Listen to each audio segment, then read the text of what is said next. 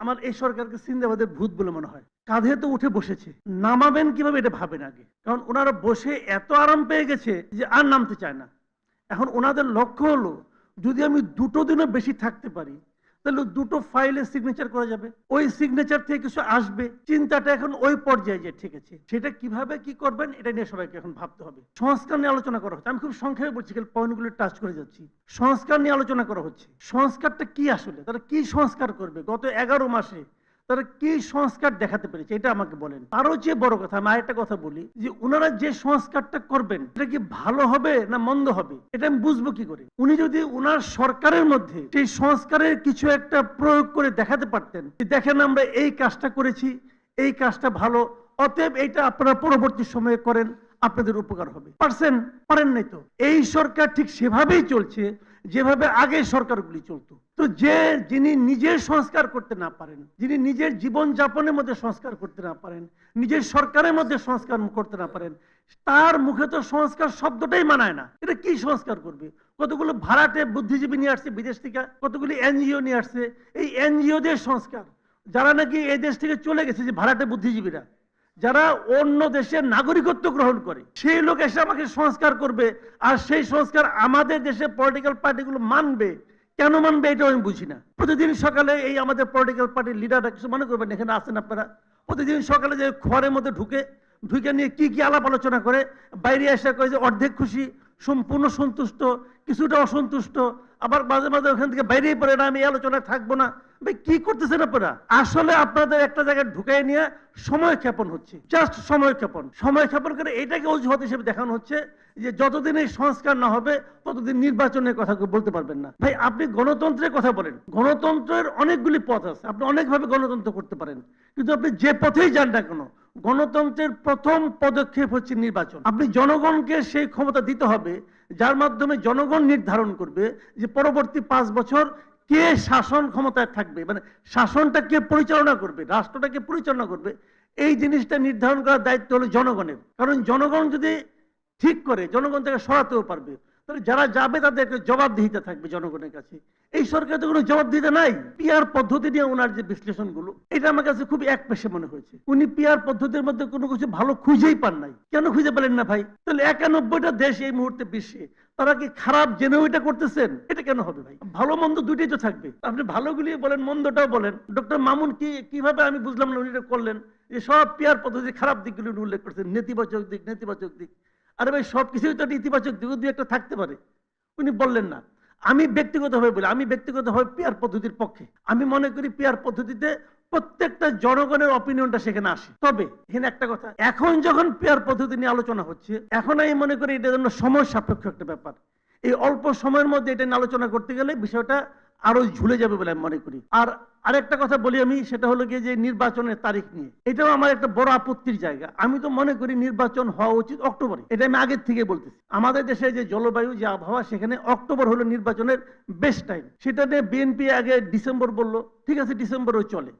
BNP December থেকে ফেব্রুয়ারিতে কেন গেল ভাই? এই জিনিসটা আমার বুঝে আসে না। আপনারা তো ডিসেম্বর থেকে কেন ফেব্রুয়ারিতে গেলেন, এটা কি জনগণের কাছে ব্যাখ্যা করছেন? করা উচিত ছিল না আপনাদের। আপনারা তো জনগণকে নিয়ে রাজনীতি করেন, আপনি জনগণকে জিজ্ঞাসা করছেন? করেন নাই। আপনার নেতা মনে করছে ফেব্রুয়ারিতে যাওয়া উচিত, উনি চলে গেছেন, আর আপনারা সবাই মিলে বলতেছেন বাহবা বাহবা। কেন বাহবা? ব্যাখ্যা করেন। আমি তো ব্যাখ্যা পাই না কোনো। কেন আপনি ফেব্রুয়ারিতে যাবেন? আমি ডিসেম্বরে নয় কেন?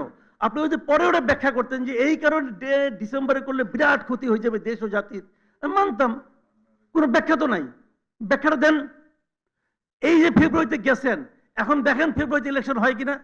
ডক্টর ইউনূস কি একবারও বলছে ফেব্রুয়ারিতে ইলেকশন করবে? একবারও সে বলে নাই। যে যৌথ বিবৃতি হয়েছে সেখানেও সে উল্লেখ করছে যে প্রধান উপদেষ্টা বলেছেন নির্বাচন হবে এপ্রিলে। তবে যদি এইগুলি হয় তাহলে রমজানের 1 সপ্তাহ আগেও হতে পারে। তার মানে অনেকগুলি বাট, ইফ, কিন্তু, যদি, কত কিছু আছে। এগুলি বুঝেন না রে ভাই, এত বড় রাজনীতিবিদ আপনারা এগুলি বুঝেন না। পাশাপাশি আমির খুসরো মাহমুদ সাহেব বলে আমরা সম্পূর্ণ সন্তুষ্ট। ওকে, আপনার সন্তুষ্টির ফল দেখান। এখন আপনি তো সন্তুষ্ট হয়ে আসলেন খলিল সাহেবের পাশে বসে, এখন আবার বুঝান কি কারণে হলেন এটা। ভাই এইগুলো হলো জনগণের প্রশ্ন। আমি কিন্তু পাবলিক, আমি বিএনপিকে ভালোবাসতে চাই। আপনি প্রমাণ করেন কেন আপনাকে ভালোবাসতে চাওয়া আমার জন্য ভুল হবে না, সেটা প্রমাণ করেন। পেরেছেন? পারেন নাই। সংস্কার নিয়ে আরেকটা কথা বলে শেষ করি আমি। এই যে সংস্কারের নামে সময় ক্ষেপণ, এটা আসলে একদম বোগাস। এই কারণে বোগাস যে বিএনপি একটা 31 দফা একটা সংস্কার কর্মসূচি তারা দিয়েছে আজকে থেকে 2 বছর 2.5 বছর আগে। যখন এই সংস্কার কর্মসূচি চলছে তখন কি বিএনপি তাদের এই কর্মসূচি স্থগিত করছে? করে নাই তো। কেন করে নাই? কারণ বিএনপি মনে করে তাদের যে সংস্কার কর্মসূচি সেটা ঠিক আছে। তো আমাদের নিজেদের একটা সংস্কার কর্মসূচি আছে, তো আমি ওই এনজিও আর ভাড়াটে বুদ্ধিজীবী ওদের সংস্কার কর্মসূচি আমি মাতবো কেন? এবং বিএনপির এই স্টেপকে আমি খুবই সাপোর্ট করি। ভাই আমি আমারটা নিয়ে আসি। সারা দেশে বিএনপি, এই দেশে মানুষের সঙ্গে যোগাযোগ করে দেখেন, গ্রামাঞ্চলে পর্যন্ত লোকে 31 দফা বুঝে, কিন্তু আলী রিয়াজের এই সংস্কার বুঝে না। এইটাই বাস্তবতা। তো যেটার কোনো ভবিষ্যৎ নাই সেটা নিয়ে আপনি প্রতিদিন ওই খোয়ারের মধ্যে ঢুকেন কেন ঢুকেন? কারে কি বুঝাচ্ছেন? ভাই এগুলো আমি বুঝি। আমি মনে করি বিএনপির এখন উচিত হবে যে দাবি দেওয়া যে ডিসেম্বর থেকে যাবে, ফেব্রুয়ারিতে গেছিলাম, ডিসেম্বর থেকে অক্টোবরে আসলাম, অক্টোবরে নির্বাচন দিতে হবে। একটা কথা বলে শেষ করি, এই সরকারের সবচেয়ে বড় স্ট্রেংথ কি জানেন? এই সরকারের সবচেয়ে বড় স্ট্রেংথ হলো বিএনপি। বিএনপি এই সরকারকে টিকায় রাখছে। এই জিনিসটা সরকার মাঝে মাঝে ভুলে যায়। যখন দেখে আরে আমার তো হাত পা নড়বড় করতেছে, তখন বিএনপিকে ডেকে নিয়ে একটা মিটিং করে, এবং মিটিং করে কি করে, ওই মিটিং আইনে নিয়ে বিএনপি যে 3 জন উপদেষ্টা নিয়ে আপত্তি করছিল ওই 3 জনে একজনকে নিয়ে আসে, এর পাশে বসায় বলে দেখো তোমাদের দাবি আমি পাত্তাও দেই না। বিএনপি খুশি হয়ে চা বিস্কুট খেয়ে চলে আসে। আমরা এমন রাজনৈতিক দল চাই না যা নাকি জনগণের পালসকে স্পর্শ করতে না পারবে। যখনই রাজনীতিবিদরা শান্তিপূর্ণ উপায়ে ক্ষমতা হস্তান্তরের সাংবিধানিক প্রক্রিয়াকে বিকৃতি সৃষ্টি করেছেন, তখনই ক্ষমতা এই ব্যবস্থা ভেঙে পড়েছে। এবং এর চেয়ে সবচেয়ে বড় এটার ভিকটিম শিকার হয়েছেন রাজনীতিবিদরা নিজেরা। রাজনীতিবিদরা এর ফলে সবচেয়ে বেশি কষ্টের শিকার হয়েছেন। সেটা আপনি এরশাদ পরবর্তী কথা বলেন, 111 বলেন, যে কষ্টের কথা বলবো, এমনকি শেখ হাসিনা এবং তার উত্তরে, রাজনীতিবিদরাই কিন্তু এর জন্য সবচেয়ে বেশি ভিকটিম, এটার ফলাফলের শিকার হয়। বর্তমান সরকার যে যাবেন, তারা যে কাজকর্মগুলো করেছেন, আগামী সরকার সেইগুলোকে সম্পূর্ণভাবে বৈধতা দিবে কি না এই বিষয় কিন্তু এখনো সামনে রয়ে গেছে, বিশেষ করে সংস্কার এবং ইত্যাদির বিষয়ে। সেহেতু যে কোনো অন্তর্বর্তীকালীন সরকার, যে কোনো তত্ত্বাবধায়ক সরকার সর্বদা তার নিষ্ক্রমণ পদ্ধতি সম্বন্ধে চিন্তা করা উচিত। এই সরকারকেও সেটা করার সময় এসে গেছে। এক্সিট পলিসি চিন্তা করার সময় এসেছে, এবং একই রকমভাবে এটাকে যেটা করলে ডিউটি কমপ্লিশনের রিপোর্ট দেওয়ার সময় হয়ে গেছে। অর্থাৎ ওনারা এন্ড অফ টাস্ক রিপোর্ট লাগবে। অর্থাৎ ওনার এই মুহূর্তে উনি আর যেটুকু সময় আছে এর ভিতর দিয়ে কি অর্জন করে বের হয়ে যেতে চান সেইটা ওনাদের এখন বলার সময় এসেছে, কোনো একটা জাতির উদ্দেশ্যে ভাষণের ভিতর দিয়ে। এটা তো শুধু নির্বাচনের তারিখ নিয়ে আমরা যে চিন্তিত সেটা না, কি কি আকাঙ্ক্ষা নিয়ে এই সরকারকে আমরা নিয়ে এসেছিলাম সেইটা সমাপনের ক্ষেত্রে কি কি করে যাচ্ছেন এবং কি কি আগামী সরকারের জন্য রেখে যাচ্ছেন, এই স্বচ্ছ বক্তব্য একটা, এটা এক্সিট টাস্ক আমরা রিপোর্ট যেটাকে বলি করার এটা সময় এসে গেছে। আমি শেষ করে যেটা বলতে চাই, শেষ বিচারে আমার অন্তর্বর্তীকালীন সরকারের মূল অভিভাবক হলো রাজনীতিবিদরা। যদি রাজনীতিবিদরাও এই প্রক্রিয়াকে ঠিক রাখতে না চান তাহলে কেউ ঠিক রাখতে পারবে না।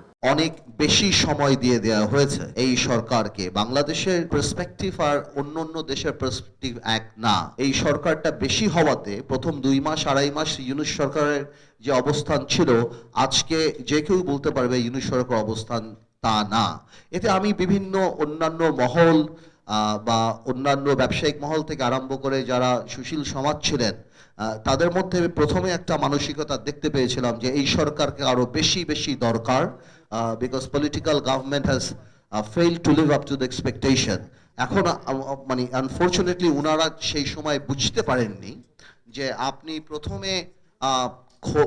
প্রথমে যেই ফেসটা এই সরকারে দেখতে পেয়েছিলেন, যেহেতু ডেমোক্রেসি নেই, যেহেতু অ্যাকাউন্টেবিলিটি নেই, যেহেতু এই সরকার জনগণের সরকার না, জনগণের আমাদের মতো সব রাজনৈতিক দলের সাপোর্ট করা সরকার, এখন কিন্তু ব্যবসায়ী থেকে আরম্ভ করে অনেকেই এই জিনিসটা রিয়েলাইজ করা আরম্ভ করেছে যে এটা যদি দেখুন আমাদের ইকোনমিটা কিন্তু ওরকম স্টেবল কোনো সময় ছিল না। সো অন্যান্য দেশে রিসার্চ করে অন্তর্বর্তীকালীন সরকারের যেই অবস্থান থাকবে, আমাদের যে এখানে থাকবে সেই কথাটা নট নেসেসারিলি রাইট। তো আজকে অন্ততপক্ষে বাংলাদেশের অন্যান্য সেক্টর, ব্যবসায়ী থেকে আরম্ভ করে সবাই এটা রিয়েলাইজ করছে যে কোনোভাবেও এই সরকার বেশি প্রলম্বিত হলে, বেশি দিন থাকলে, তাহলে বাংলাদেশের ইকোনমিক অবস্থা একদমই ভালো থাকবে না। সো আমি মনে করি যে এই সরকার, অন্তর্বর্তীকালীন সরকারের যে মেয়াদটা, এটা এক একটা দেশের পার্সপেক্টিভের উপর এক একটা দেশে নির্ভর করে। বাংলাদেশের পার্সপেক্টিভে আমি মনে করি আরো অনেক আগেই জনগণের সরকার করে ফেলা উচিত ছিল বা সেই পথে যাওয়া উচিত ছিল।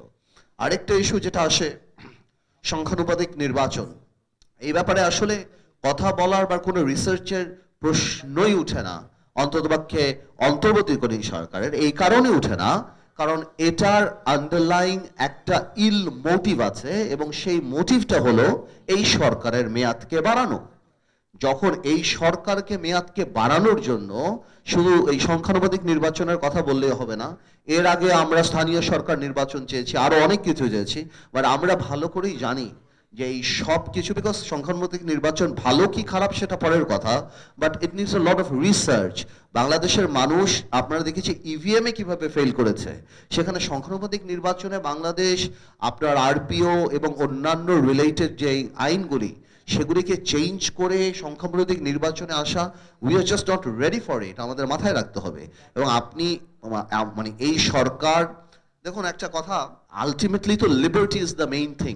লিবার্টি, আমরা স্বাধীনতা চাই এবং এই স্বাধীনতার জন্যই আমরা এই সরকারকে চাই বা যাই। বাট এখন বাংলাদেশের যে অবস্থা, it's like liberty of a prisoner. একটা আসামির যেমন স্বাধীনতা থাকে, আস্তে আস্তে কিন্তু সারা বাংলাদেশের প্রত্যেকটা সেক্টরে দম সেভাবে বন্ধ হয়ে যাচ্ছে। তো আমি সংখ্যানুপাতিক নির্বাচনের এই রিসার্চ কোন দেশে কি হলো, আমার কাছে বিং আ পলিটিশিয়ান এটা একদমই ম্যাটেরিয়াল, বিকজ এটা এই সরকারের চিন্তা করার জায়গাই না। আগামীতে কোনো ডেমোক্রেটিক সরকার যদি এই দেশে আসে, তারা চিন্তা করতে পারে যে এই ধরনের ম্যাসিভ চেঞ্জ তারা করবে কি করবে না। আর এটাই বাস্তব যে বাংলাদেশে এখন আমরা একটা নির্বাচন চাই, এবং অনেকেরই ভয় লাগতে পারে, অনেকেরই চিন্তা করতে পারে যে নির্বাচনে যারা ক্ষমতা আসবে, বিশেষ করে আমি খোলাখুলি বলি, বিএনপির কথা যদি কেউ বলে যে বিএনপি কিভাবে আসবে, গত 9 মাসে বিএনপির উপরের দিকে বা বিএনপির যারা সুপ্রিমো, তাদের অ্যাটিটিউড, তাদের পলিটিক্যাল স্টেপ দেখলে সবাই দেখতে পাচ্ছেন যে তারা ইনক্লুসিভিতে বিশ্বাস করে। সো বাংলাদেশের মানুষের যারা বিএনপি করে না করে, তাদের এই মাইন্ডসেট ক্রিয়েট করা দরকার যে আগামীতে যেহেতু আওয়ামী লীগ কোনোভাবেও নির্বাচনে আসতে পারছে না, এবং আওয়ামী লীগের আসা নৈতিকভাবে আমি মনে করি ঠিক অন্তপক্ষে এই নেতৃত্বের অধীনে, আমি মনে করি বিএনপি বা বিএনপির সুপ্রিমো, তাদেরকে আমরা কারেক্ট করব, আমরা প্রমোট করব, তাদেরকেই সাপোর্ট করতে হবে। আমি মনে করি just to have a stable government and progressive Bangladesh. তো আমরা পছন্দ করি না করি সেটা পরের কথা, বিকজ এই অপশন যদি আমরা না নেই, আমরা জানি আমাদের অন্য অপশন কি, এবং আমরা